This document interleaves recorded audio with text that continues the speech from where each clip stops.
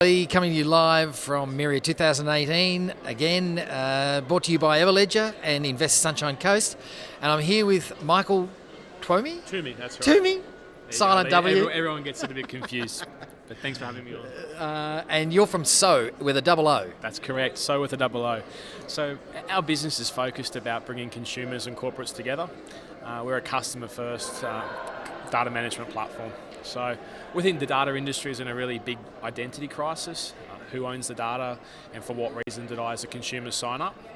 So we work with organisations to bring their data sets together, which sometimes are quite siloed, and allow the consumer to provide permission in terms of what data they'd like to share and for what reason. Okay, that's interesting. So can you give me a sort of a case in point, like an example of a company that would use your product? Yeah, absolutely. So we work with lots of different FMCG clients around the country. Some of those have got some data that might sit in their web systems and their CRM platforms, but they both say a different message. They might sort of show a message of what the customer buys online, but they do a very different thing when they go into the physical retail store. Right. So we bring those data sets together so that those FMCG manufacturers can sort of think about their ranging across Australia, right, and what type of products they should invent and create into the future. Right. And so, Michael, what's your background? How do you end up in big data? So look, I've been in data all my life. Started out in terms of data with SMS promotions, then went into data and email marketing, direct mail, call centres, into programmatic advertising, and so there's a real opportunity to bring data together to change industries. But the biggest challenge is bringing it all together and having the right consumer consent to do so. Right. And so talk to us about that problem. I mean, you talk about there's obviously privacy and data, and it sort of does your head in if you think about it too much. So the concerns around my data, like people have got my data, but there might be, I know for a fact that some people have got old data or new data. They don't know that I've moved or changed, or we're not just talking address data here, right? That's correct. Talking about deep data, big data, pulling data sets together. Yeah, data sets in terms of everything you're doing, across your life, from the items you buy, the locations you go to your interests and things you like to watch and consume. Yeah. I think the big opportunity is, data can solve problems that are not just about trying to sell you more stuff. It can really help, in terms of the healthcare industry and sort of predicting, what works in terms of reducing incident rates with disease. But it also can work in terms of agriculture and helping, rural Australia predict, what sort of things they should plan into the future years based on consumer trends. So, organisations and consumers are still stuck in this world where data is very much being used to sell us stuff. Right. And we're really focused on unlocking the value of data in terms of other industries, using data for good, not just obviously to try and sell you more stuff. Right. So obviously there's been a lot of controversy recently over Facebook and the data, and I can't remember the company's name, it's slipped my mind, that scraped all the data, and I think I've talked to a few people and they sort of go, I don't really understand what the problem is. I mean, don't most people know when they put all their data into Facebook that it's going to be used for advertising? Yeah, look, obviously we see that from a lot of consumers. I think for many consumers, they just want to have a transparent relationship with companies that they consume data. Want to be able to control what data they share and for what reason. And I think if we bring this to the forefront, we can actually start having much more transparent and open discussions about how we can use data for the good.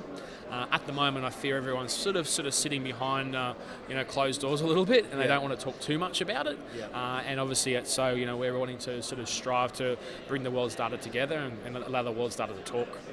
Is that your mission, to bring the world's data together? Absolutely. Sounds like absolutely. A good mission. It's a big mission. It's a big mission. But obviously we've built a great team, across Australia and the United States, and we're obviously seeing really strong traction.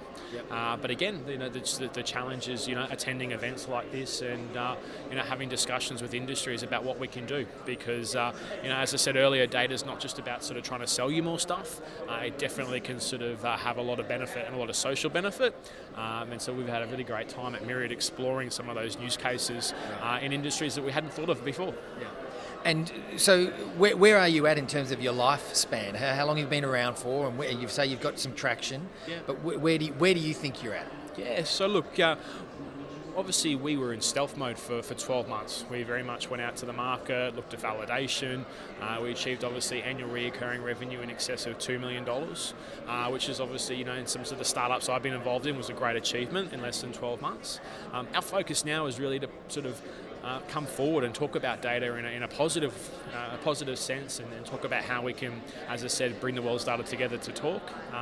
And for us, it's really now about more discussions across industries about how our platform can be rolled out, both in Australia and in some other global markets. Okay, so just help me to understand this. You go into a big company, let's say a corporate, Acme Incorporated. Yeah. They've got bits of data in silos everywhere. They've got some consumer data here. They've got some information over here. They've got more data over there. So what do you do? How does your product, in simple terms, what does it do? Yeah, so I think it's very similar to, the old white pages. You used to look up there and you had someone's name, address and phone number, and it was quite easy to determine how you'd speak to them. Right. Similar to what we do, we work with an organisation, they deploy our platform, and we connect with their different data sources. That can be data that sits in a data warehouse, that can be data that sits in applications, that can be data that sits on the website. We bring that all together like that notion of a white pages, and we make sure that they've got consumer consent to use that data, and then we will work with them over a 90-day period in sprints to sort of identify, now that you've got all your data together and you've got a full story of your customer and your business, what should we do with that? Right. And some of those use cases could be the marketing team wants to use it to have a more personalised and relevant discussion with their customers across digital and traditional media channels. For others, it could be the sales director saying, hey, I want to identify where I arrange my product, or I want to identify what products I should sell to what markets.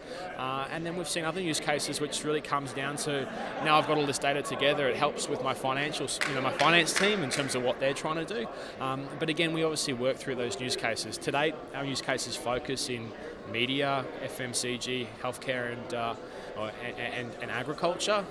But again, we're being sort of asked to sort of explore new and new channels. And I think in the future, if we can get the world's data to talk and bring it together, it's about building an ecosystem that, other entrepreneurs can come in and build applications on top of that in industries that they know intimate challenges about, and intimate ways they can solve it. Right.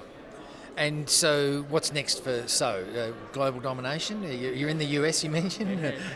Yeah, look at that. Our absolute focus is just to keep doing what we've been doing. We've had a great run in the first 12 months, and we're now sort of focusing on building out the team. Opening bigger offices across Australia and in the US, with a huge focus now moving more and more to consumer awareness, and how we can get consumers to start really cooperating. As I said, we believe the data industry is in this identity crisis. We believe the corporate is moving to being the data collector, and you and I as a consumer being the data owner. And we really want to sort of fast track that discussion and be there as a trusted provider for both parties. So it sort of flips the model on the head. So I own the data and I give you permission to use it, and through that I also update it, keep the information flowing so that it's relevant and it's up to date. Absolutely. And I'm giving you permission to go and use that. And being rewarded as well. Right. So obviously, we need to move the discussion to, if you're the owner of your asset, you should get some benefit. Sometimes that benefit may not be a cash benefit. It may be just, surfacing up data for health researchers. But we definitely want to raise that awareness that, your data is your asset, right, and there's different benefits you can get out of it. Right.